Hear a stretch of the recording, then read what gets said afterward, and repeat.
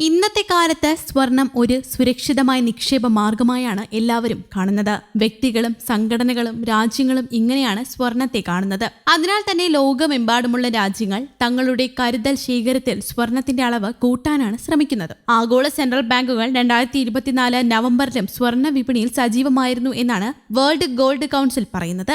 നവംബറിൽ 53 ടൺ സ്വർണമാണ് ലോകത്തിലെ എല്ലാ സെൻട്രൽ ബാങ്കുകളും ചേർന്ന് തങ്ങളുടെ കരുതൽ ശേഖരത്തിൽ ചേർത്തത്.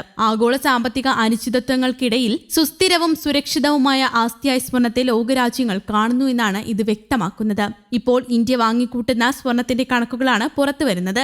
ഇന്ത്യയും സ്വർണം വാങ്ങിക്കൂട്ടുന്ന കാര്യത്തിൽ അത്ര പിന്നിലല്ല എന്നാണ് കണക്കുകൾ വ്യക്തമാക്കുന്നത്. നവംബറിൽ മാത്രം ഇന്ത്യ 8 ടൺ സ്വർണമാണ് തങ്ങളുടെ കരുതൽ ശേഖരത്തിൽ ചേർത്തത്. നവംബർ അവസാനത്തോടെ ഇന്ത്യ 73 ടൺ സ്വർണമാണ് 2024 വാങ്ങിയത്. ഇതോടെ 2024 ഏറ്റവും കൂടുതൽ സ്വർണം വാങ്ങിയവരുടെ പട്ടികയിൽ 2ാം സ്ഥാനത്ത് എത്താനും ഇന്ത്യക്കായി. 876 ടൺ സ്വർണ്ണ ശേഖരമാണ് നവംബർ അവസാനത്തെ കണക്ക് പ്രകാരം ഇന്ത്യയുടെ കരുതൽ ശേഖരത്തിലുള്ളത്. നാഷണൽ ബാങ്ക് ഓഫ് പോളണ്ട് നവംബറിൽ ഏറ്റവും കൂടുതൽ സ്വർണം വാങ്ങുന്ന രാജ്യമായി ഉയർന്നു. നവംബറിൽ മാത്രം 21 ടൺ സ്വർണമാണ് പോളണ്ട് എത്തിച്ചത്. 2024 ആകെ 90 ടൺ സ്വർണവും പോളണ്ട് കരുതൽ ശേഖരത്തിൽ കൂട്ടിച്ചേർത്തു. രാജ്യത്തിനാകെ 448 ടൺ സ്വർണമാണ് കരുതൽ ശേഖരമായുള്ളത്. പോളണ്ടിന്റെ മൊത്തം കരുതൽ ശേഖരത്തിന്റെ ഏകദേശം 18% സ്വർണമാണ്. സെൻട്രൽ ബാങ്ക് ഓഫ് ഉസ്ബെക്കിസ്ഥാനും 2024 കാര്യമായ കൂട്ടിച്ചേർക്കലുകൾ നടത്തി. ജൂലൈ മുതൽ ഒരു ഇടവേളയ്ക്ക് ശേഷം കരുതൽ ശേഖരം 9 ടണ്ണായി ഉസ്ബെക്കിസ്ഥാൻ വർദ്ധിപ്പിച്ചു.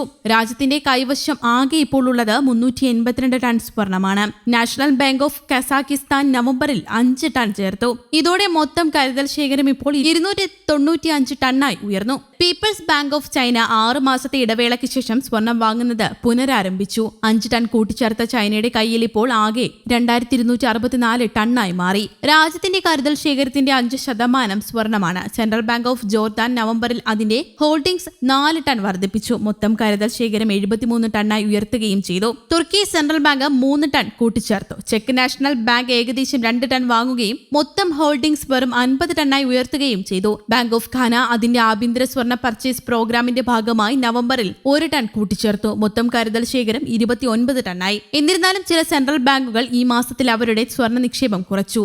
അതേസമയം ആഗോള വിപണിയിൽ നിന്ന് സ്വർണ്ണവില നേരിയ തോതിൽ കുറയുകയാണ് ചെയ്തത്. ക്രിപ്റ്റോ കറൻസിയായ ബിറ്റ് കോയിൻ വില കുതിക്കുകയാണ്. ക്രൂഡ് ഓയിൽ വിലയിൽ മാറ്റമില്ല. അമേരിക്കൻ ഡോളർ കരുത്ത് കുറയാതെ നിൽക്കുമ്പോൾ ഇന്ത്യൻ രൂപ കരുത്തു കാട്ടാൻ സാധിക്കാതെ കുഴങ്ങുന്നു എന്നതും ഇന്ന് വിപണിയിൽ നിന്നുള്ള പുതിയ വിവരങ്ങളാണ്. കേരളത്തിൽ നിന്ന് 1 പവൻ സ്വർണത്തിന് 57,720 രൂപയാണ് വില. 22 ക്യാരറ്റ് സ്വർണം ഗ്രാമിന് 7,215 രൂപ നൽകണം. കഴിഞ്ഞ 4 ദിവസമായി ഈ വില തുടരുകയാണ്. വരും ദിവസങ്ങളിൽ എന്ത് സംഭവിക്കുമെന്ന് പറയാൻ സാധിക്കാത്ത അവസ്ഥയാണ്. അതേസമയം ഫെബ്രുവരിയിൽ വില കൂടിയേക്കുമെന്ന് ദേശീയ മാധ്യമങ്ങൾ സൂചിപ്പിക്കുന്നു. 18 ക്യാരറ്റ് സ്വർണം ഗ്രാമിന് ഇന്ന് 5,960 രൂപയാണ്. വെള്ളിയുടെ വിലയിൽ ഗ്രാമിന് 97 രൂപയായി. 2 രൂപയുടെ വർധനവാണുള്ളത്. 1 കിലോ വെള്ളിക്ക് 97,000 രൂപ വരും. ഈ വർഷം വെള്ളിയുടെ വിലയിൽ വലിയ മുന്നേറ്റമാണ് പ്രവചിക്കുന്നത്.